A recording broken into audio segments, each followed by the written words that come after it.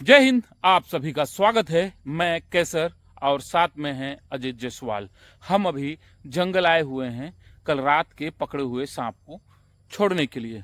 दोस्तों, हमारे जिले यानी जसपुर को नागलोक के नाम से जाना जाता है और जब हमारे जिले को नागलोक के नाम से जाना जाता है तो इसके साथ एक और घटना होती है। सर्पदंश से मरने वालों की संख्या भी अधिक है।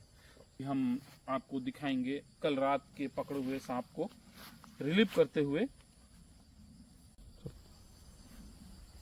दोस्तों, जसपुर जिले में हो रही मौतों पे अगर हम आंकड़ों पे नजर डालते हैं तो 90% लोग जो सर्पदंश के शिकार हैं जमीन में सोने वाले हैं और हमें जागरूक करने का काम करना है। तो लोगों को जमीन पे सोने की जो आदत है, इस जमीन से उठा के हमें उन्हें बिस्तर की ओर ट्रांसफर करना है। कहने का मतलब जमीन में सोने से जो नुकसान हो रहा है इससे हमें उन्हें अवगत कराना है। साथ ही हमें झाड़ फूक के प्रति जो लोगों का विश्वास लंबे समय से बना हुआ है उस पे भी लोगों को जागरूक करना है। अगर हम बात करें कि लोगों को झाड़ फूक पे विश्वास क्यों हो गया है तो उसके 3 प्रमुख कारण हैं। पहला कारण है दोस्तों, ऐसे सांप जिनमें जहर नहीं होता और एक आम नागरिकों के द्वारा जहरीला समझ लिया जाता है, जिसका सबसे बड़ा उदाहरण है कॉमन वुल्फ, जिसे हिंदी में चिंगराज कहते हैं। और हमारे जसपुर जैसे स्थानों में स्थानीय कोई नाम नहीं है क्योंकि उसे करेत ही समझा जाता है।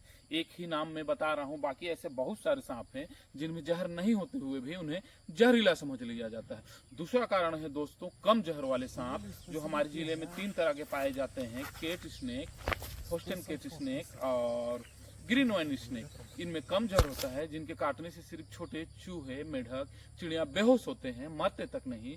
और हम मनुष्य को काटे तो घंटे 2 घंटे तक दर्द और सूजन हो सकता है। इस बीच भी हम झाड़ फूक करा के भ्रम की स्थिति में आ जाते हैं। ये देखिए, अभी जस्ट ये नाग भी हम लोग रिलीव करेंगे यहाँ पे। और तीसरा कारण है ड्राई बाइट, अर्थात सांप ने काटा तो था लेकिन जहर नहीं छोड़ा। ये सबसे ज्यादा करते हैं ये नाग ही। नहीं।